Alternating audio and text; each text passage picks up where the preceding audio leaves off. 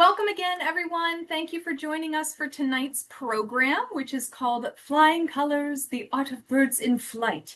My name is Sam Nestory, and I'm the engagement manager at Stoneleigh. For those who may be new to us, Stoneleigh is one of the newest public gardens in the Philadelphia area. I'll say that as long as I can, but Calder is right on our heels, so... After over 150 years as a private estate, Stoneleigh was generously donated to Natural Lands in 2016 by the Haas family, who lived here for nearly 80 years.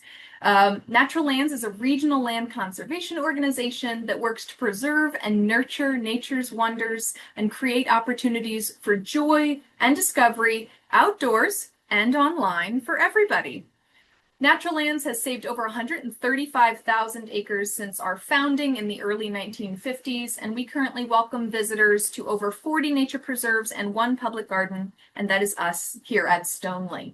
Stoneleigh opened to the public in May of 2018, and we have been engaging guests throughout the region, the state, and the country ever since. Here at Stoneleigh, we have the unique opportunity to reimagine a historic landscape through a contemporary lens. We are open Tuesday through Sunday, 10 a.m. to 5 p.m. all year round. That means, yes, during winter too, except we encourage you to check our website for any potential snow closures, which there have been a lot of recently. We also offer a variety of different programs, classes, and other events all throughout the year. For example, on February 12th, we invite you to join us in person for a lecture in conjunction with the Lower Merion Historical Society about the women of Stoneleigh, those who worked and lived at Stoneleigh. Or you can join us on February 21st for a very different kind of event for a delightful performance with the Murder Mystery Company of Philadelphia. You can explore these and other opportunities at stoneleghgarden.org. So with that, I just have a few housekeeping items. I see a lot of you have your videos off right now. Totally makes sense. However, this is a discussion, so we encourage you to keep your cameras on, be prepared to unmute, and really engage in the discussion that we're going to be having with Lynn this evening. She'll prompt us for questions, but it's a great time to share feedback, ask questions, share your thoughts about the pieces that we'll be viewing today. The chat is also available to share thoughts and feedback, especially if Lynn is kind of talking or introducing a piece. Feel free to add things in the chat. I'll monitor that, and I'm happy to share on your behalf. If you have any technical issues or questions, just use the chat to send me a direct message. I'll help you troubleshoot as best I can, considering I'm not an IT expert, but we'll do our very best. And lastly, this program is being recorded, so this will be shared with everybody in the next few weeks, along with some materials from Lynn, so that you can revisit and chat and learn even more about these pieces that we're going to be talking about today. And now to introduce our instructor, Lynn Berkowitz.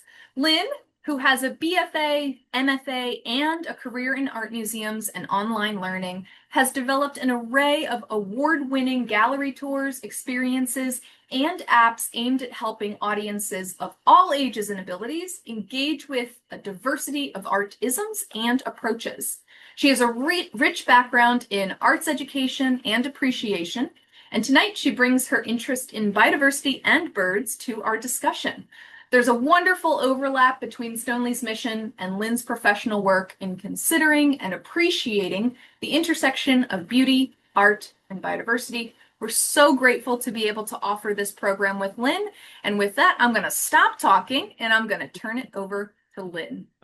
Oh, thank you, Sam. That was beautiful. And I'm so thrilled to be together on this very, very cold night to delve into the incredible world of art and birds and biodiversity, and a chance to really celebrate these amazing experiences together. So with that, I'm going to share the screen. This will just take a sec.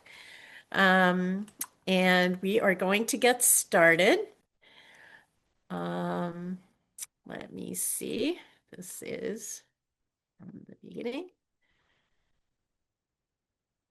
There we go. Okay, if at any time there's an issue with sound or with a slide, please let me know. There will be several embedded videos to give us another perspective on ways of looking. As Sam said, we're going to have a conversation about the images that we'll be looking at. This is very much an experience of really looking to see what we have in front of us. And to get us started, what I'd like to start is just take two little observations about the observation of birds, and then we're going to get into a variety of works of art from historic to contemporary that's going to open our eyes in ways that birds have been part of the art scene, and part of the symbolism, part of the color of the world within the world of art. So to get us started, a quick look at Edgerton's 10 dye transfer photograph of a pigeon released in 1965. This is just a multi-flash color image of one bird in flight. So as we're going to move into the idea of stationary birds and also birds in action, I just love this photograph to remind us of the mechanisms that birds use. To also get us started, I want us to get a little bit, take a couple of minutes and get into the world of bird illustration. We're going to be dealing mostly with fine art, the so-called fine art, the painting, and image making, but I want us to hear and meet Sibley to talk about the act of bird watching. So for a couple of minutes, sit back and relax. Let's go into the world of watching and looking and thinking about birds. Meet Heckle and Jekyll. They're pigeons. Probably as close to ornithology, the study of birds, as many of us city dwellers get. Thank heavens for people like David Sibley, who, as Rita Braver shows us, has lived a life that's truly for the birds.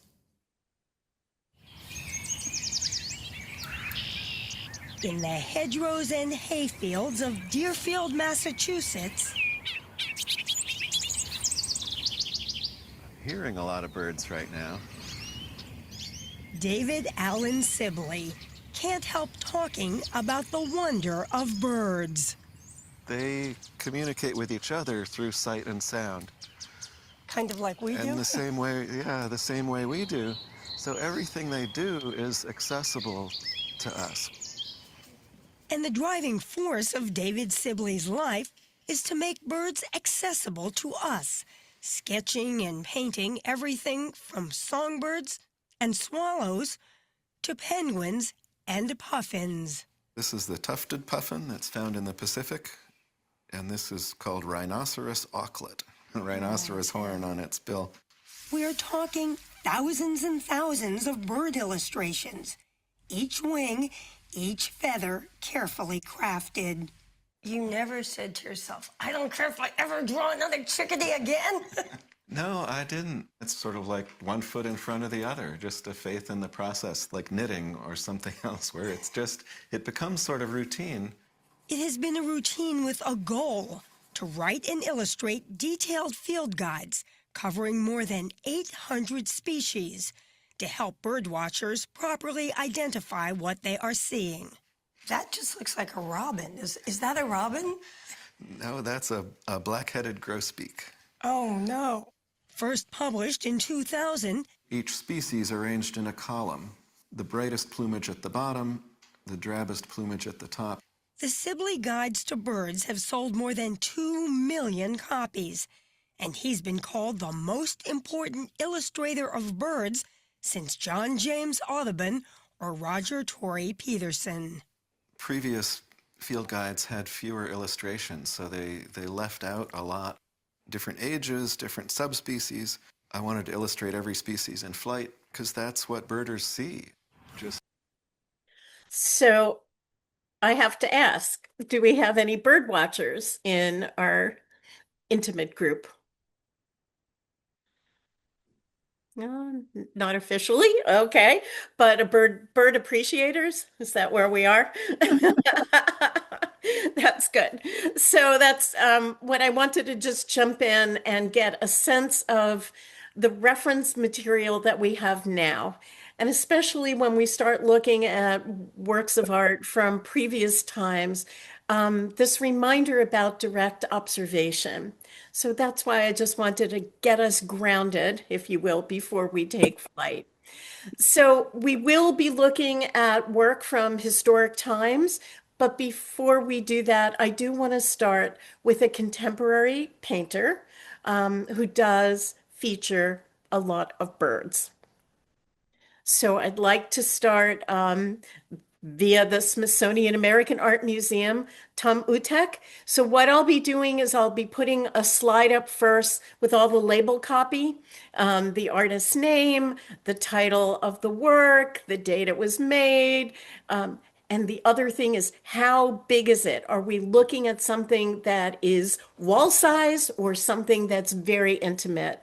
And also the materials used. So Tom Uttech, who we will hear from directly, I will try my best to pronounce this Ojibwe name, which is Mamak Dengwad, and it means it is astonishing, again, in the Ojibwe language. This was painted from 2015 to 2016. It took quite a while. The frame that we're looking at is also designed, painted, and carved by the artist. And it is 103 by 112 inches, so it is a big painting. We'll now move to the slide where we'll just look at the work of art. So first, take it in, and I will be popping up some of the delicious details that abound within this picture plane. So it is astonishing.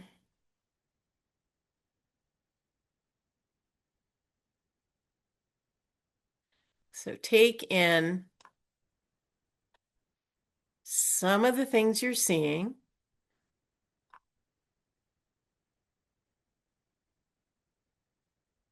And let's talk about what you see.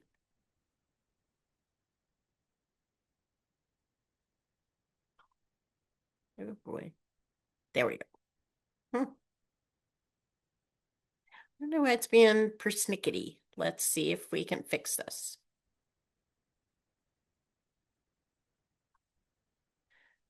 Huh. Let's try this. Nope. It's being a little persnickety. Let's figure this out.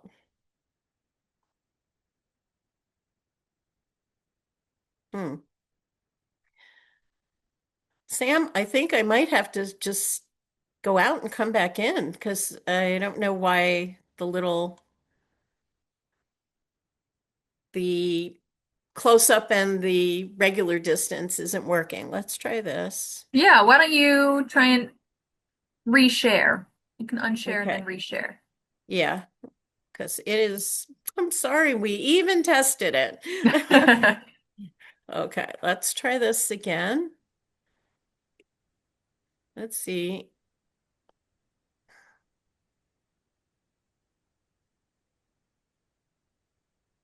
Just gonna move this. I had to move this. There we go. Okay, so everybody can see this slide? Okay? Yes. Yeah. Okay, all right. Yay! Is that one okay now? Yes. Oh, okay, good. Good. Okay. So we got a couple of close-ups, and I'll be glad to do some more close-ups. But let's start from that most provocative question of all, which is, what do you see? A lot of birds. A lot of birds, and what are they doing?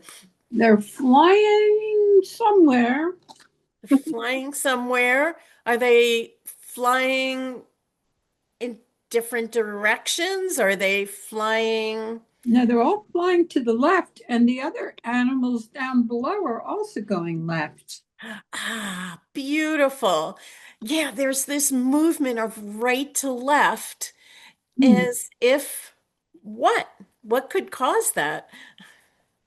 Hmm. Well, a weather event. A weather event? That's a good one. Um, A disturbance of some sort. Yeah, a disturbance. And this is the other thing is there's the clinical things, the formal things that we're actually seeing. And then there's the other things of what this makes us hmm. feel like. What is our emotional Hmm. connection to it? I'm going to try again to get some close-ups without it distorting. Let's try this way. Because if we look really closely, on the ground, are all the animals we're seeing, and what are some of the animals we're seeing on the ground? Moose, Mm-hmm. deer, Deer, yep.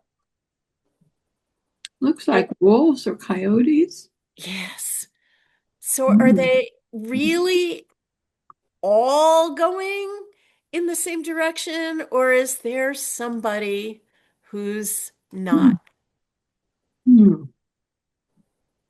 Some are facing right.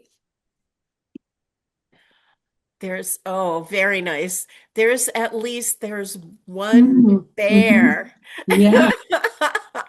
There's one bear who is confronting whatever it is that's causing this, that perhaps is causing this to happen. And it's intriguing because the other thing to consider is how an artist gets us into the picture plane. How are we, as the viewer, invited into the scene?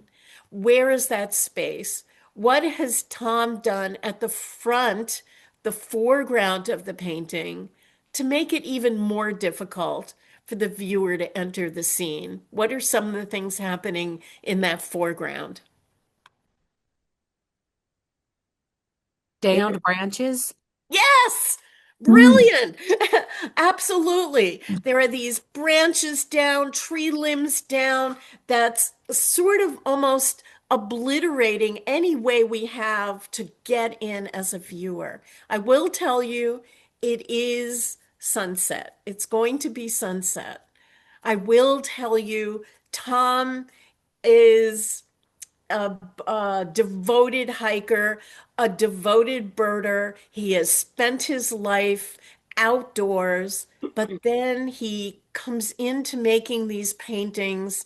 This is not a plein air scene. This is not where he sets up an easel at a particular place to capture what's before him. This is all from his imagination. This is all based on actual observation, but then, if you will, almost collage together in a somewhat surreal way of real things Hmm. with this made up scene. So is this a moment of being out in nature that is calming and reflective and comfortable, or is it something else? Something else. Yeah, It's kind of And like what is scaring all these animals. yeah, yeah, yeah, And I think the it's trees tell that story too. exactly. Yeah. Exactly. Exactly. And then the bear is our stand-in. Hmm. The bear is our avatar. The bear is in that scene, and the bear is seeing what's causing it all. Hmm. So let's take just a couple of minutes and meet the artist who did this wonderful interview at the Smithsonian in relationship to this big exhibition he had. But we'll learn a little bit more about how he works and how he thinks and the meaning of birds.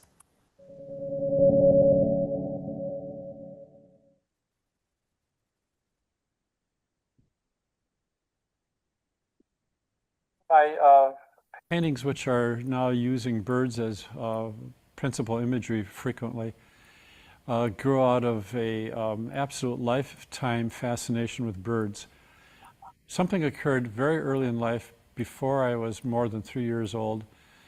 A red-winged blackbird flew by in display in front of this perfect June green background. And I think that since then, my interest was just set in stone. And at some point, I discovered Quetico Provincial Park in Ontario. The animal occupants of the paintings are ones that could occur in that place. Some of them are things that I have intimate relationships with, and some of them are things I wish I had. And some are ones I never even saw. And the history of the paintings is a very prosaic, dumb thing, which demonstrates the value of goofing up and failing. Having a painting that was just dumb as could be, and I could not make it interesting, so I had to do something with that painting to make it interesting. And I decided to add animals or birds to it, and kept adding more and more, which made it more and more interesting, and it turned out to be very popular and successful, and I have sort of been set adrift on that path since then. I don't know why they all fly or run in the same direction. That was a coincidence, and it feels so right that I just keep doing it. Now, I was making paintings that are fictional completely. They're not descriptions of any actual place or any actual time or event. Since the paintings were all fictional, I gave them fictional names too, like Portage to Cache Lake or something. Well, Cache Lake exists and you can portage to it, but that's not what the painting was about. But it still was an interesting sounding title. In the parts of making those titles, I started using the names of the lakes that I had traveled on. And before too long, I ran out of lakes that I had traveled on, so I didn't want to say it again.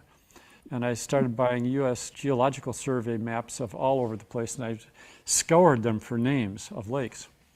I finally got to the point where I used those up. Well, I became good friends with a fellow professor at the University of Wisconsin-Milwaukee who headed the Indian Studies department. And that guy had a copy of a book, which was a lexicon of the Ojibwe language, Ojibwe to English and English to Ojibwe, created in the 1500s. Now what I'm able to do, and I still use this, I can either think of something that I want the painting to be about in English and then find an Ojibwe translation, or else I can go to the Ojibwe section and look for a word that looks beautiful, sounds right as well as I can pronounce it, and if its meaning is in some way or other connected to what's in the painting, then that painting becomes Windy Goose Gone, or something like that. And I intend this to be an additional element of interest and mystery in the paintings, and also a nod of appreciation to those people who I know up there that I like so much. So you heard from the artist, he does not know why the birds, the falcons, the hawks, the owls, the myriad number of birds or animals that are moving from right to left. But you also had a chance to see a number of the other paintings, some of the other paintings he's done, also at a very large scale, that uses the same format. And I hope you notice how the bear shows up. So again, the bear is there. The bear helps us understand that this is a fraught experience, and that it's intriguing with an artist who spends his time out in nature, that it is meant to have this duality, that there are calm areas, there are idyllic areas, and then it's charged with that feeling of, impending disaster. So an artist who plays with those ideas as well as the images. Any other observations? Okay, here we go. Sorry, Lynn, can I just ask, what is on the frame? What's depicted on the frame? So what's on the frame? Let me pop it up. I'm going to pop it up a different way.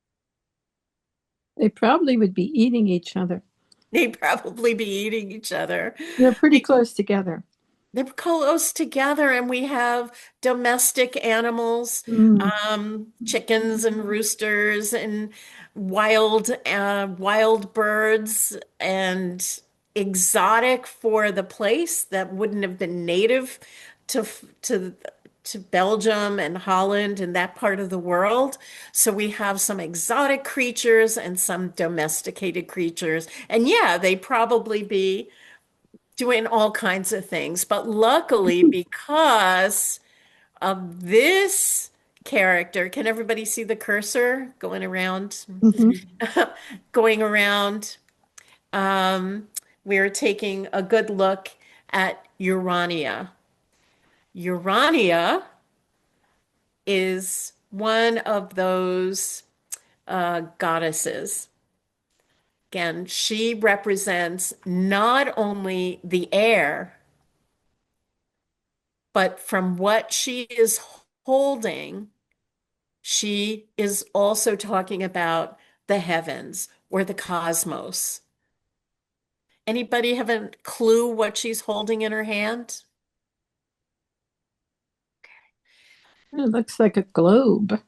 It is a kind of globe, but not one for the earth. It's called Mm. an armillary. And what it is this sphere that represents the celestial globe. So Mm. she is pointing us to the heavens. And when we look to the heavens, there's quite a figure going on in the upper left corner. Let me try to make it a little bigger above the angels who are flying around. Anybody make out what's happening up here in that upper left-hand Mm. portion? Well, let's answer that big question. How the heck does the sun rise in the east and get to the west? Well, there's got to be an answer to that. Mm. And that answer is this golden chariot that Mm. holds the sun, that is being driven by Helios and his four horses. So he takes his time throughout the day, bringing the sun up in the east until it's nighttime and he ends up in the west, and then he takes a boat back home. So, to warm the earth, to help people see, and the animals to experience it, we have to thank Helios, who's going to bring the sun every morning. So, we're seeing the sun, we're seeing the wind in evidence. We do see flying birds. And we have to thank Urania for not only celebrating the celestial space for air to happen, for birds to fly, but she also brings harmony, Kathy. And that's one reason why we're seeing these animals get along together so well. Mm. The other one next to her, let me see if I can pop it back up, see if it's going to behave, is Hestia. Because again, we're looking at the allegory of air and fire. We won't spend too much time with fire, but what does Hestia have in her right hand? That's not wheat. Are they lightning bolts? Yeah, she's actually holding the flame and things that cause flame to happen. She oversees fire both domestically for the house, and we can see really clearly here in the realm of making things.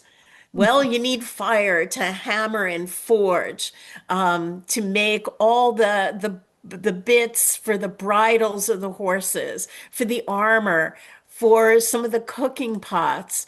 That all is needed because of fire. So they're buddies in this painting. Yay, it's working again. where the birds here are speaking about the harmony as much as about the air and flight. What would the cherubs be representing? Yeah. Well, they've got wings too. All It's right. also about this relationship of how we're getting up into the air. So they're floating around, they're bringing, there's also little droplets. So there's, even though it's not raining, they're also there to help bring rain when it's needed. Mhm. Okay. So a very dense painting that takes us back. This is in the 17th century, but a time when the when especially artists are looking back to classical times, so bringing Greek and Roman mythology into the times to tell the stories. So it's interesting because this is a time of real exploration, of scientific, the explosion of scientific observation. So we see that as we look at especially the birds that they're showing us. Again, some of those birds are because of the trade that's happening, but it's blended with stories from earlier times. Any other observations? Looks Well, like he's having a garage sale over there. I know.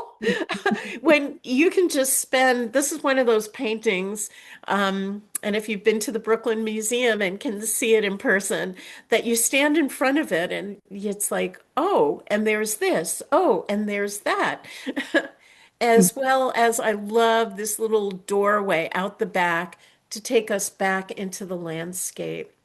So how the painting is bifurcated of where there's the darkness, but then look at that orange glow where the forging is happening, and then the air on our left side.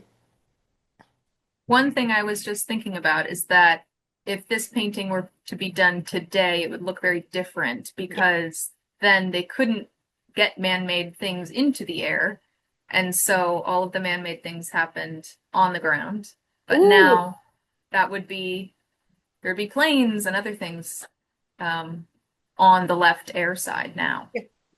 Oh, and space shuttle, you're absolutely right. This is very much earthbound.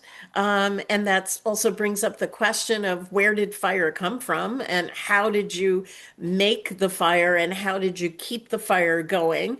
And this earthbound and the skybound, and you are so right. It would be so different done today. I love that.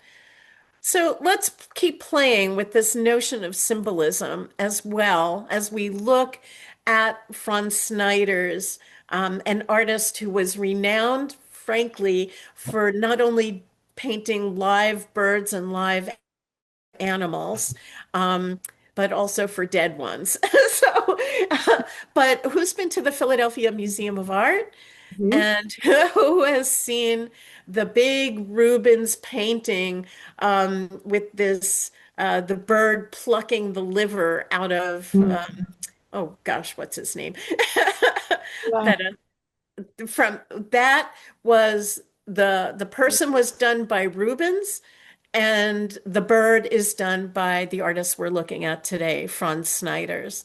This is a very different painting. This is called A Concert of Birds from 1629 to 1630. It's at the Prado in Madrid. It is oil on canvas, 39 inches by 56 inches. So let's take a closer look. And first, I'd like us to look at the middle, take a quick look. Do we have some musicians in our group? What is the owl holding? Mm. Sheet music. Yeah, exactly. So there is a score. So this is a real concert, if you will. Let's take a look at this concert of birds. So here we go again. All these birds that we're seeing all really typically play together.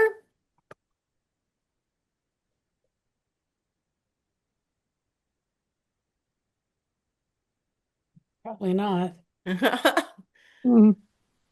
I forget how many types of birds. There is at least 15 types of birds. Kind of reminded of Hitchcock's The Birds, of birds that would not have typically been together, but for a very different reason. They're all singing in harmony. Thank you. Yes, they are. They're all singing in harmony.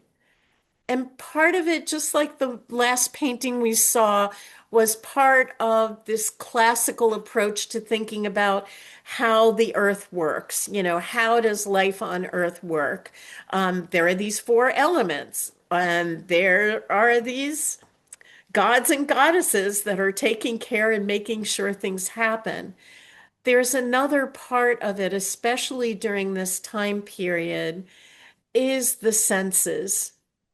So in looking at a painting like this at this time, you'd be hearing it. This is also about sound. Sound. So today, when we have our devices, when we can go to the movies, when we can flip on a podcast, when we can play music, this was theater.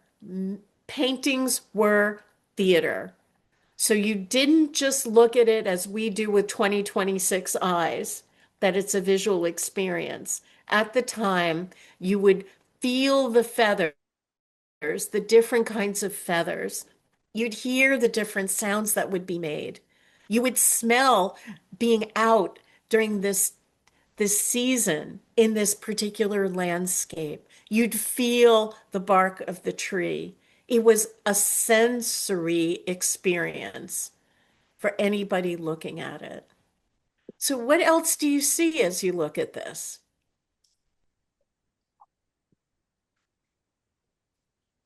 The bluebird down below almost looks like he's the concert master. I love that.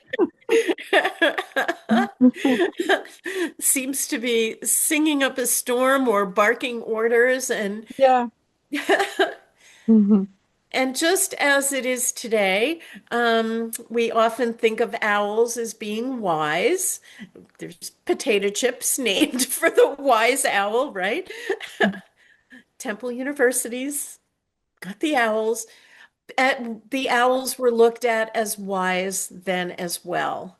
And so we've got some of this wisdom and how you can use music to create this harmonious experience, the exact opposite that Tom Uttech's painting wanted to show. That, yeah, they might have all been flying together and the animals may have been running together, but it wasn't for a harmonious experience. And here we get this. So part of it is this bucolic concert that we're seeing. There's also the concerted order of nature, that bird song should be helping to foster and helping to happen. So this was a time of a lot of political and social stress, but paintings like this would have talked about a more harmonious possibility for the future. Any other observations? What else?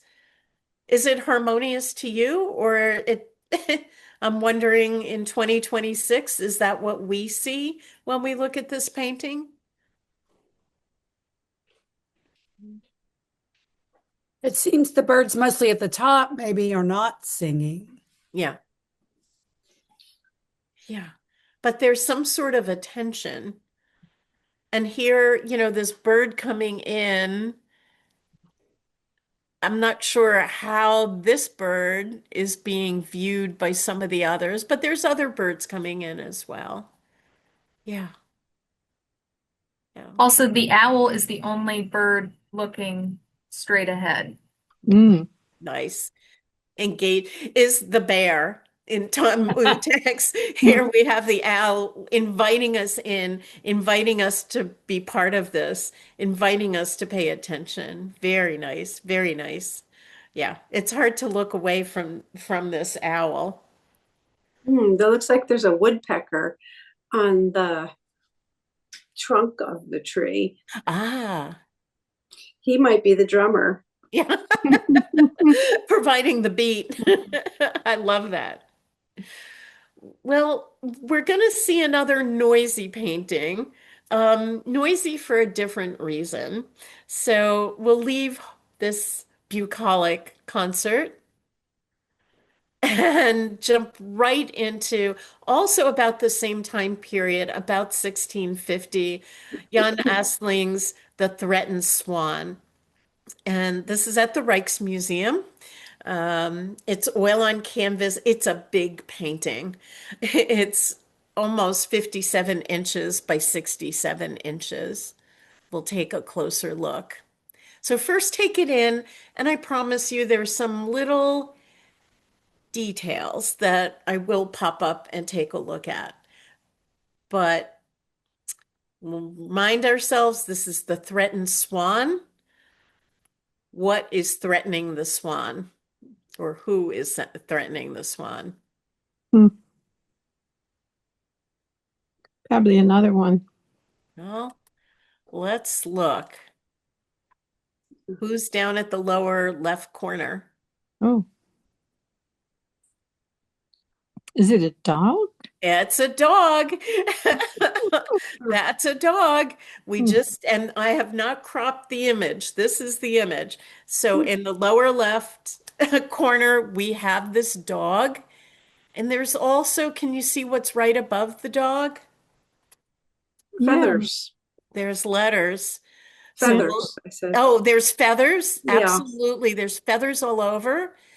And then right below this, the line defining the pond, below the hill, can you see the letters that are there?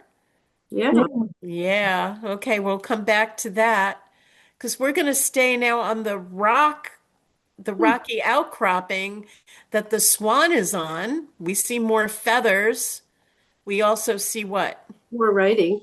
More writing.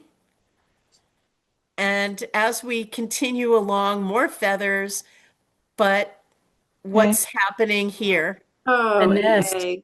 A Yeah. nest and an egg. And on the egg, there's what? Let me see if I can make it bigger. That say Holland. It says Holland. Beautiful.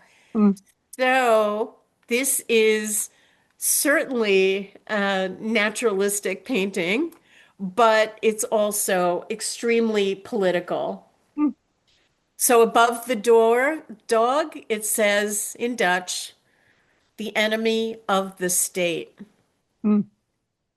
Under the swan, the threatened swan, we have the grand leader, and then the grand leader is protecting Holland. Holland. This is such an unusual painting. Number one, in 2026, yes, there are plenty of examples of political paintings that include words, nothing unusual. In this time period, there were plenty of birds, there were plenty of animals in paintings. The concert of that we just saw was a bit of an unusual genre of painting at the time, but the focus was on these portraits of these birds. But still, they're pretty small, and they all played a role. in the previous one with air and fire, there were a bunch of birds, but again, they were small and crushed into the corner. To have a bird take up the entire painting and coming out at the visitor and the viewer was highly unusual. And again, implanting these political statements in writing, not just with an allegory or a symbol. Very, very, very unusual. Very unusual.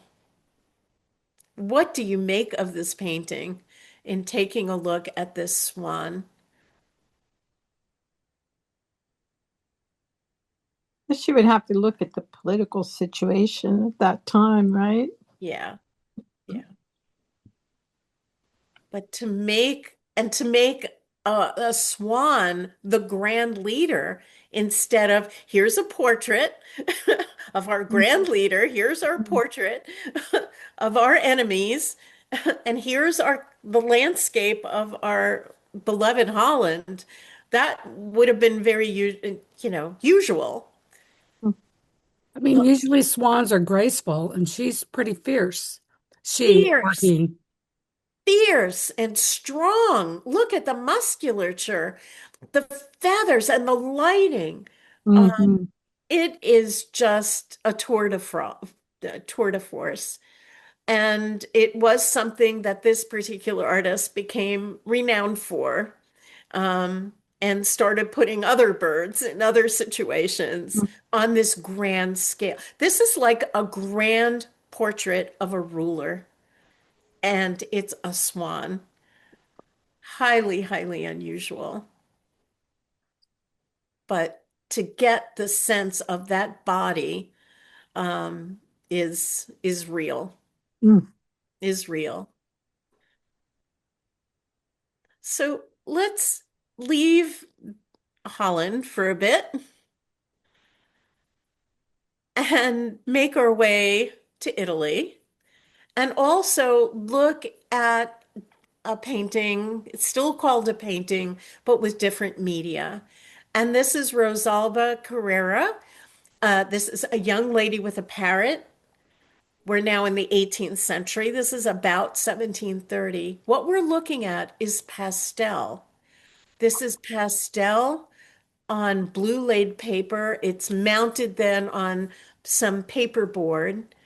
It's 23 and a half-ish by almost 20 inches. Again, a pastel painting, and it's at the Art Institute of Chicago. So let's look at a young lady with a parrot. My goodness. Mm.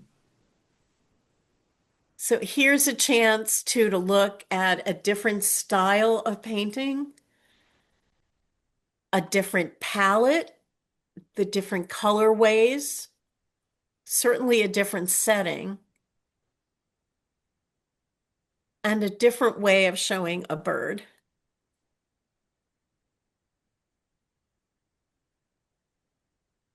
There we go.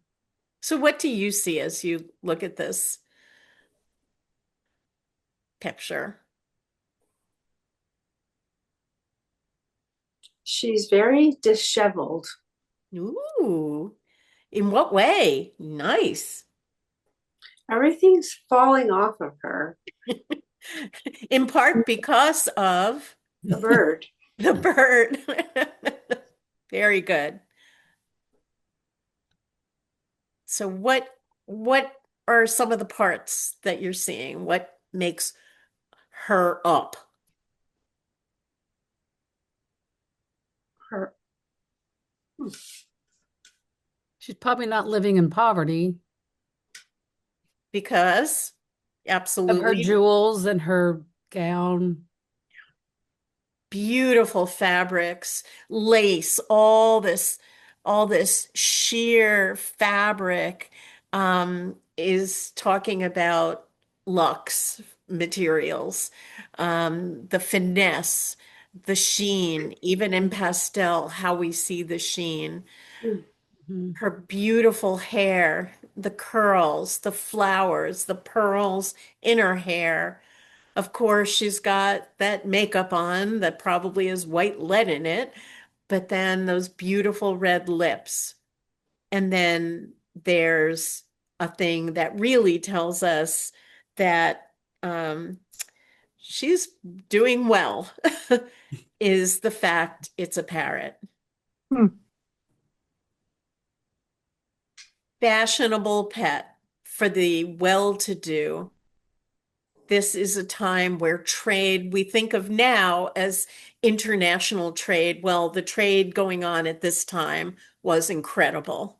And so animals, plants, fabrics, dyes, spices, all this is part of this international trade. So having an exotic pet like a parrot would speak volumes. And then there's the symbolism of a parrot that was very prevalent at the time. The parrot itself would be seen as flirtatious, certainly exotic and sensual. And this vibrant color that parrots would bring would also bring this hint of the natural world into a fancy setting. Because who knows where we are right now in this place. If it was 2026 and the way her arm is, you would think she was what? Taking a selfie. Taking a selfie. What she's doing, I don't know. Again, I didn't crop it. This is the image as the artist painted it. Is she adjusting a mirror? I'm not sure, but I just have to laugh when I see that particular setting. This is an artist who was incredibly well known.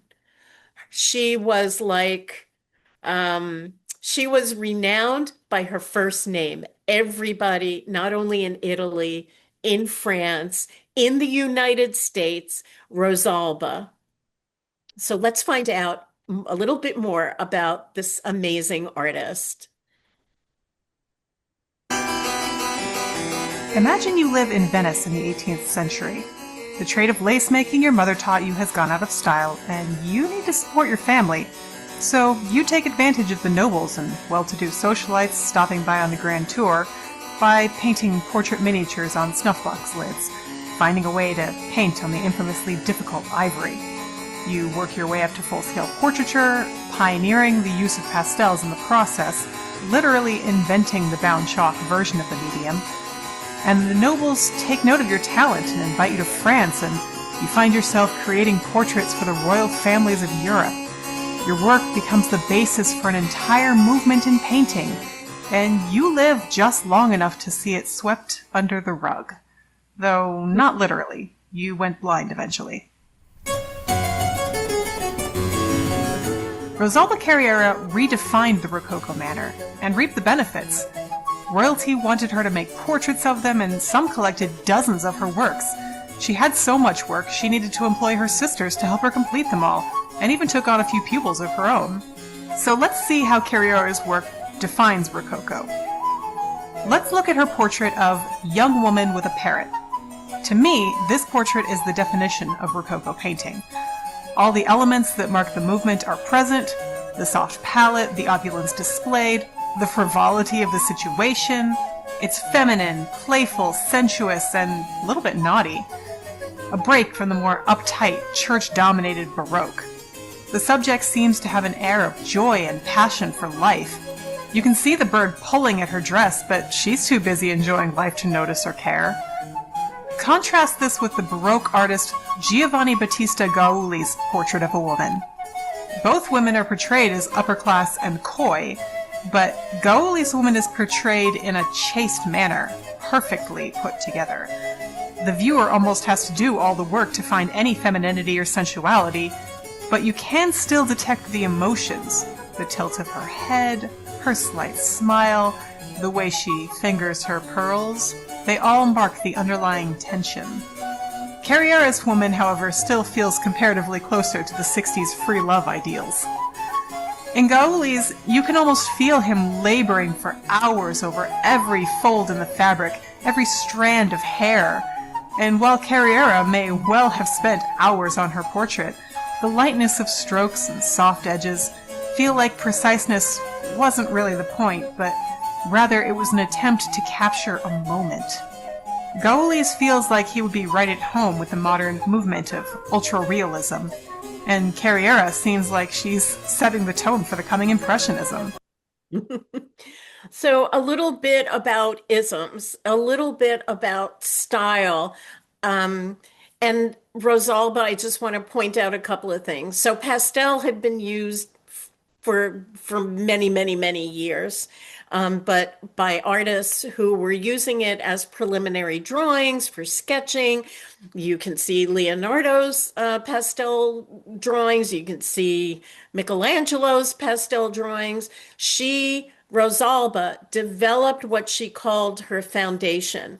She did two things that involved for pastels, she was able to bind the pigment together in a way like a crayon, in a very different way that had been done before, that again helped make her an international art star.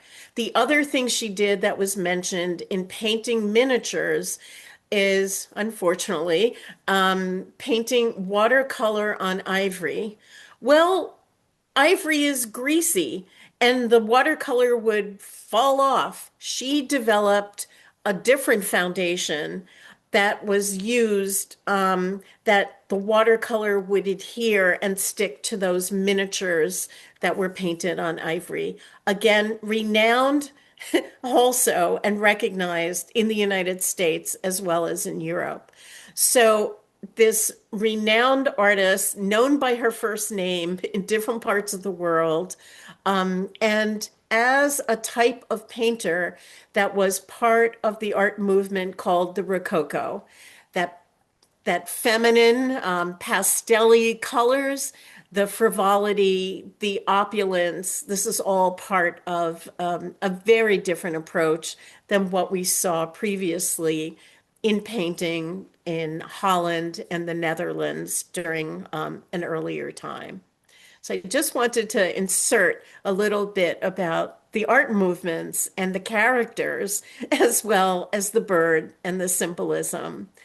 And to move to another country and take a look at Genko's phoenix and other birds. This is in Japan during the late Edo period, so early 19th century. This is a scroll.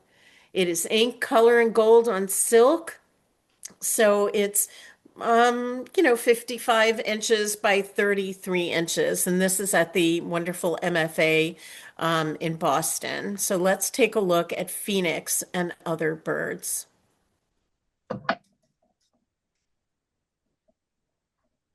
Look at a couple of close-ups.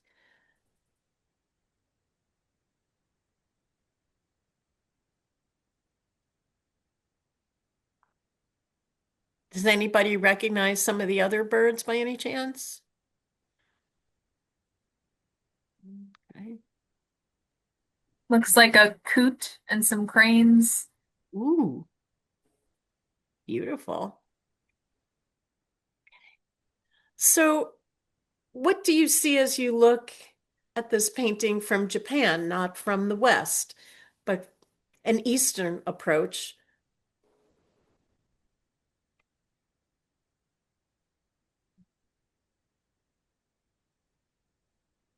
The birds are the center of the painting. They are the subject of it, as opposed to a person.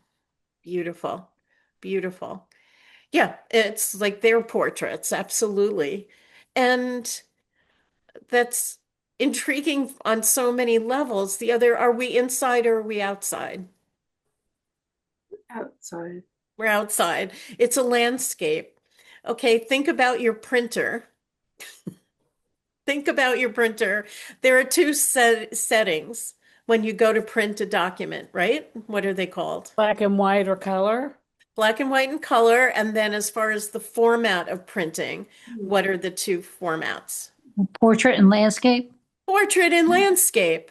So they're named portrait and landscape because in the West, typically, we in the West show landscapes in a horizontal format and a portrait traditionally in a vertical portrait format.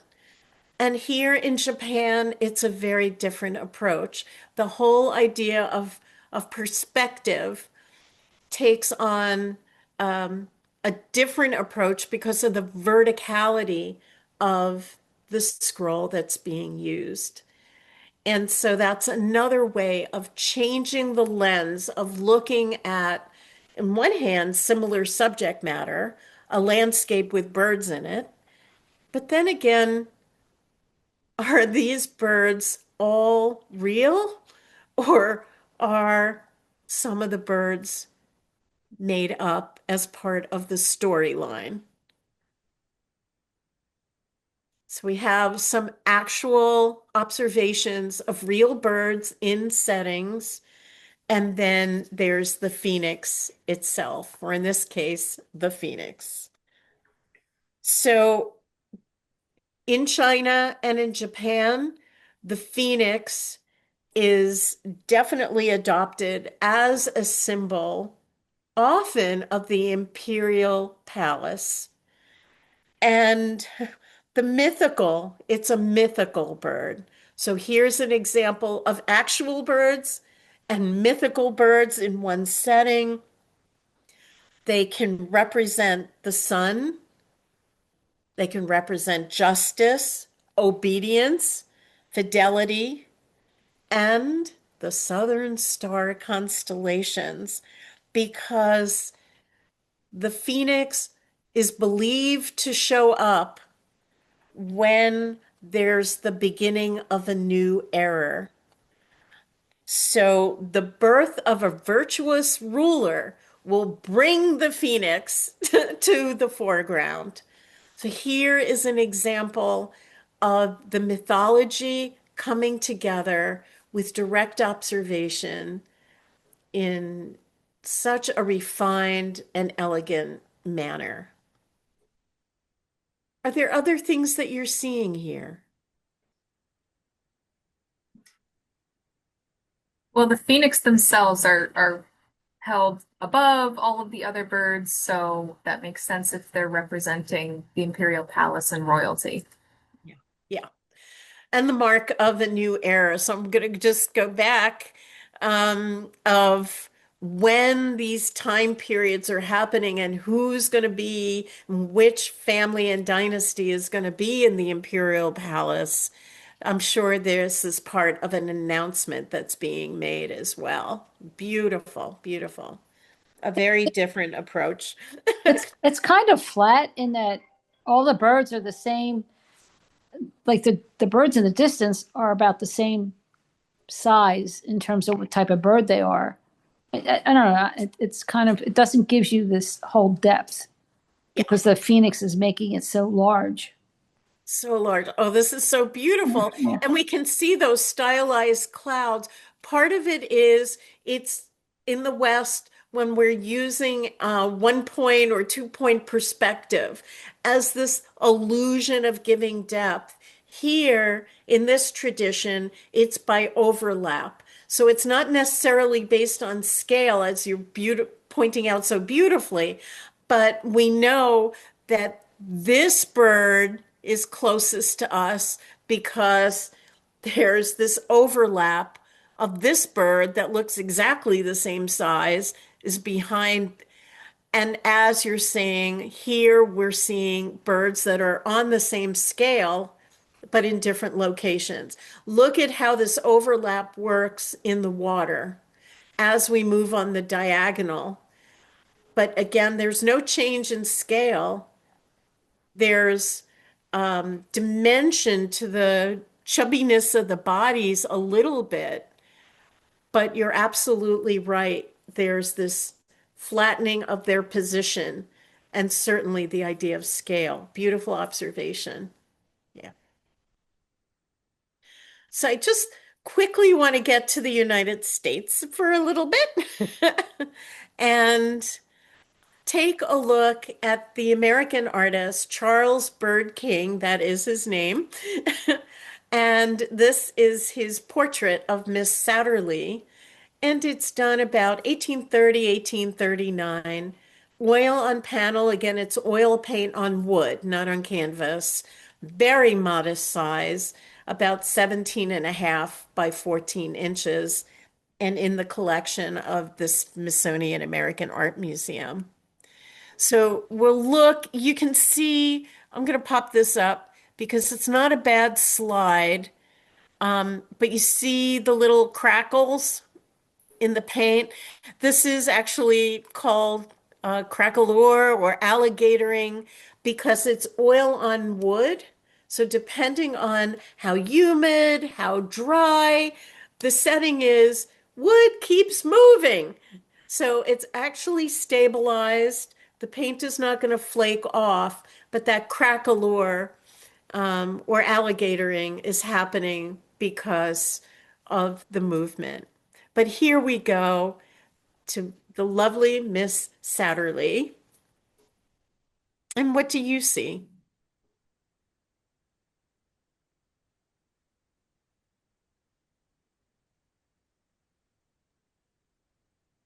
Similar to the other portrait, there are flowers in her hair, there are some gems. She has a bird, so a symbol of some sort of wealth. Yeah. Yeah. And beautiful. And in addition, on the lower right-hand corner, we can see a bit of the Bird cage. the bird cage. Very nice. So you're absolutely right. On one hand, there is a similarity to the Rosalba young lady with the parrot.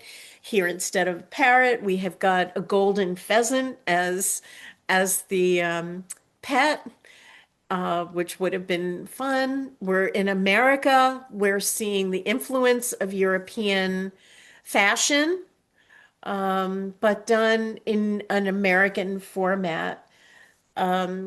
Charles Bird King painted in a variety of studios, but he also spent a good portion of his life in Washington, D.C., where this portrait was painted. He was a renowned portrait painter. He was hired by the government to do a whole series of Native American portraits of Native Americans, in addition to doing well-to-do portraits of the well-to-do in DC as well. Here, look at how the bird is balanced on her thumb and her forefinger. Um, there are certain art historians who draw connections to the birdcage. And here's this well-to-do woman who's going to spend her life being taken care of in the birdcage as well. I mean, there is so little opportunity, virtually no opportunity to go beyond what society expects of her. So it's an intriguing thing, not necessarily political, but societal. But this is pretty dramatic placement of where the bird is in this particular fashion that she's wearing. But it is meant to be decorative. She's meant to be decorative. The bird is meant to be decorative and to speak of how well off the family is, without a doubt. Without a doubt. It kind of has a similar thing with one of her braids is up and neatly tucked away, and the other one is unraveling right by the bird. Yeah, because the bird, instead of pulling her dress apart like in Rosalba's, has been as having its way with her hair. And exactly, because it would have been unheard of for her to be shown in public in this format. But guests to the house, we're part of the invited guests because this would not have been on public display. It would have been on display within the household and with honored guests. So I'm glad you pointed out the braid. Absolutely. So let's take a quick look as we head west. Oh, by way of, this is just a quick photo. I just love this photo, so I thought I'd put it in. So this is a photo from the late 50s by the photographer David Douglas Duncan, who chronicled Pablo Picasso's life during these years. And in addition to painting and sculpture and printmaking, Pablo Picasso was an avid ceramist. So he worked especially in this little village south of Paris called Valerie. And here is one of his many, many ceramic pieces. And this one involves fish and birds. So I just thought it was a fun photo. Pardon me. So back to looking at birds and images of birds. We're in British Columbia, Canada now, looking at a headdress frontlet of about 1870. And that's the other thing I'd like to pay attention of when things are being done, even in different parts of the country or different parts of the world. So approximately in the 19th century, we're looking at alder, carved wood with pigments, abalone shell, brass, and by the eyes, there's glass mirror. This is 10 by 3/4 by 7 1/8 by 6 inches deep in the amazing Nelson Atkins Museum in Kansas City. So we'll take a closer look at the raven. So this is part of the Nulak tribe. This would have been part of the performance. We're looking at not only the raven's head, but you see the little face up above and what looks like little hands. Those are meant to be feathers and coming out of the top of the little head. So this would have been representing the tail. The mirrors, of course, are also part of the reflection. So the importance of birds as part of the living story of a people is pretty evident as we look at some of the carvings, especially during this time period. Yeah. Is that supposed to be the sun in his beak? In the beak? Yeah. Yeah, that's a good question. There's a story about that. I don't remember. You're not remembering? I'm trying to see. I was trying to get a better sense of what all the different parts are. And again, this would have been performed in the performance space, covered, so with firelight. And so looking at the different materials and imagining how they would reflect, how they would glow during the performance and during the ritual would have been mind-blowing. That's a great question. I have to do more research. Yeah. So sticking with the idea of sculpture, we haven't really looked at sculpture. I wanted to shift a little in our time to look at some modern and contemporary and to take a look at Brancusi's Golden Bird. Who has been to the Philadelphia Museum of Art and been in the modern wing and gone to the Brancusi Gallery, which is something we should be very proud of in Philadelphia. This particular one, which was started in 1919 and then worked on again in 1920. The base itself was made in 1922 by the artist as part of the sculpture. This is bronze, highly, highly polished bronze, stone, sitting on a stone, and then on the carved wood base. 86 inches tall and almost 12 by 12 around. This one again is in the Art Institute of Chicago. And this is an early one of Brancusi's Bird in Flight. So paying attention to some of the Baroque style that we looked at, the realistic, naturalistic style, the frivolity of the Rococo style, the American realist style at the time. And here is the hint of modernity where forms become simplified and more streamlined.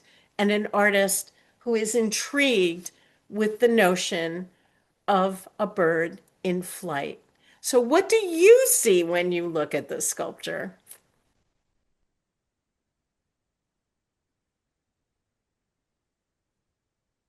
Kind of like a monument to flight or feathers or a bird. Ooh, nice. Absolutely. And it is a form he continued to refine over time. You see how it's kind of a little bulbous up here? So as he continues working on this theme, they become more and more stylized, more and more streamlined. Yeah. So there is a wonderful little video that I'm going to hop over because of time. So we get to see a bird charmer. But when you get the PDF of the PowerPoint, you're going to get the PDF of the PowerPoint.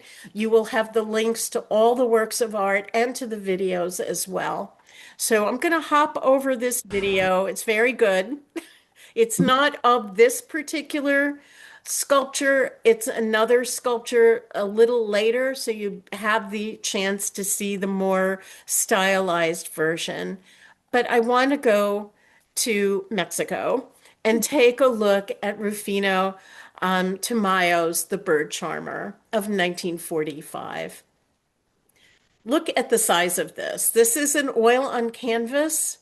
It is 60 inches by 50 inches. This one is in private collection. So let's take a look at the bird charmer.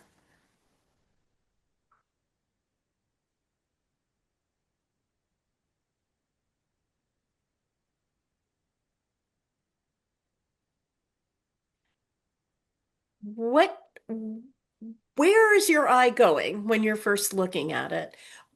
How does your eye move around the picture plane? What takes you where? And then how do we fold that into the theme of the bird charmer? What's a bird charmer? Is it like a snake charmer? Could be. Or, yeah, absolutely. Or Pied Piper, who's taking what all the rats would follow. And we certainly know the horse whisperer and the dog whisperer. So I think this figure is charming the birds right out of the air. Well, the first thing I look at is this sort of X-ray vision of this large figure in the front and then the shadow behind it. That is gorgeous. It is like we're getting the insides. Are we looking at the ribs? And then this aura shadow that's luminescent right behind this brilliant terracotta figure. I love that. There's so much joy in this painting. It is. Yeah.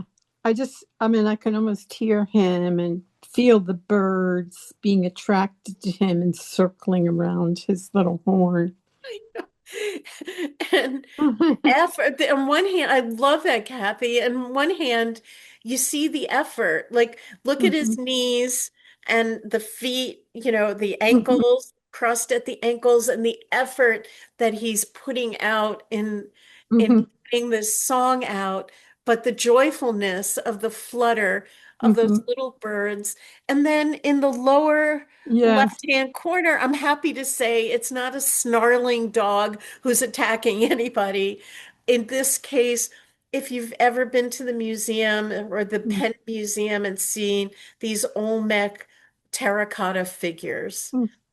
Rufino loved these terracotta figures, loved the expressions of these terracotta figures.